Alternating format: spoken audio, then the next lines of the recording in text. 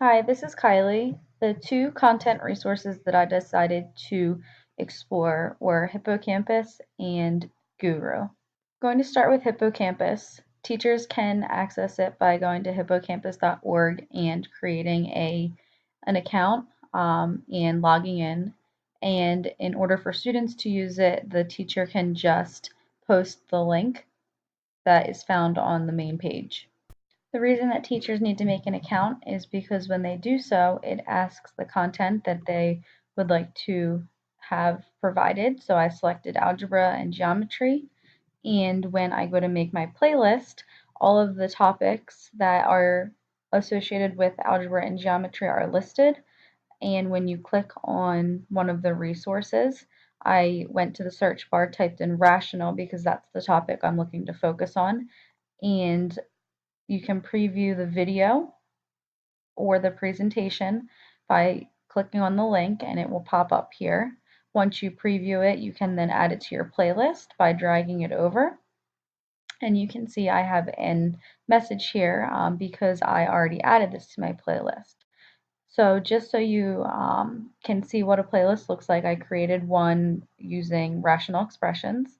So I had gone through all of the different resources that are listed, selected all of the different simplifying rational expression resources that I thought would be appropriate, and I currently have a playlist of 17 different items that students can access.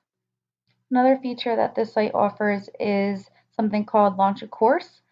Under that tab, you will find a list of different courses for algebra. So for instance, if we click on Algebra 1 Semester 2, we launch the course.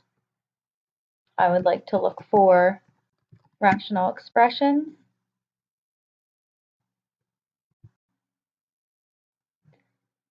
So when you click on the topic, it brings you to a page for students to really interact with the material through a warm-up. It assesses if they're ready to begin learning about the content, so using factoring. There is a presentation, worked examples, and topic text, and that is really all of the lessons and videos for the students to work through. And then at the end, there's practice and review, which is set up similar to the warm-up, where students can work through problems to check their understanding, and it provides explanations whether they're right or wrong. And finally, the last service that this site offers is the textbook correlations. In this section, there is a list of the most common Algebra 1 textbooks, as you can see. And for instance, if you click on Glencoe, the 2010 edition, and if I type in rational expressions again, it will show the links of the videos that were listed in the topics section. But in this part of it, it will also provide the page numbers that correlate to the textbook that's selected. So it makes it really easy to have a video go along with a specific page if you're using one of these textbooks. According to our book Blended, this resource would be considered a facilitated network because it does provide access to so many different resources in one area. You can see that there's material from Phoenix College, from Khan Academy, and it's all on one site. So this would definitely be considered a facilitated network. Hippocampus is an open educational resource. When you click on the About link, it does say that. It's free of charge, so teachers can use it at their discretion. So it does also meet the 5 R's of openness, which does allow teachers to reuse the material as they see fit in their classroom. Because I'm planning on implementing the flipped classroom method of blended learning, I can see myself using this tool to create playlists for each lesson and assigning it for homework for students to view, and making sure that I create my playlist in an organized way so that students know exactly what materials they need to be accessing each night. For a teacher that plans on implementing a station rotation with one of the stations being access to technology, the launch a course feature of this tool would be really beneficial because that is where the students really get to interact with the material and assess their learning and check their understanding using the warm-up practice and review feature in that section.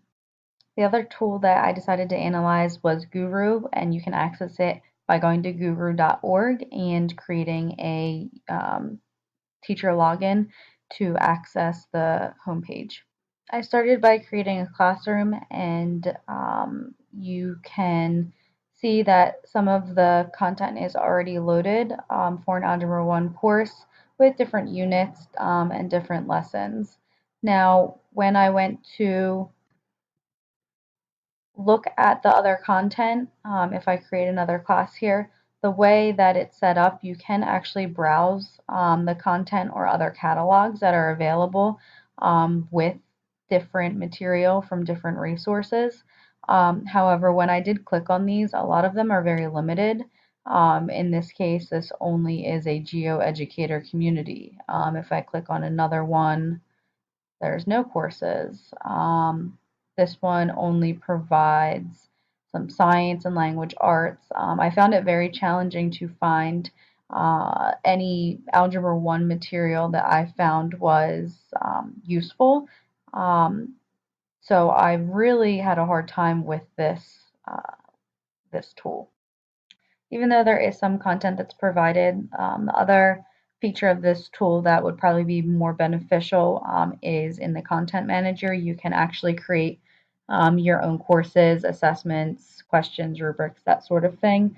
So the build your own element of this tool may come in handy because the content is so limited.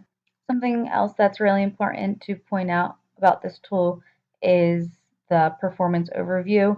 Once you do have your content uploaded and everything in place and assignments are being assigned to students and they can complete assessments, it does track their progress and their performance. So I just made a fake student and you can see it gives you the name of the student and then the percentage for their performance and their progress. One way this tool could be incorporated into a blended learning classroom is once the course is set up, you could provide access to different videos and links for students to access to have some extra resources, and it also would be a good spot to provide different assessments to check students' understanding since it does track the progress of students and score them and provide immediate feedback. Now that we've gone over a little bit about each tool and discussed how it can be incorporated into a blended learning environment, we can decide if, in fact, either of these tools is good digital content. According to page 9 of the guide, digital content should be easy to navigate, and Guru was very challenging, so I would imagine students would also struggle with interacting with the content, whereas Hippocampus was very easy and straightforward to figure out. I created this table as an outline using the 11 elements from page 9 that qualify digital content as being good. So as you can see here, neither Guru or Hippocampus had graphics that really met the requirements. Guru had a lot of things that were blurry and difficult to see, whereas Hippocampus just didn't really incorporate graphics at all. As for the learning paths, Guru was pretty linear as far as the setup, whereas Hippocampus allowed the students to access the content as they felt necessary. So if they needed to watch 10 of the videos I assigned to understand the content, or only one or two of the videos, they were able to do so.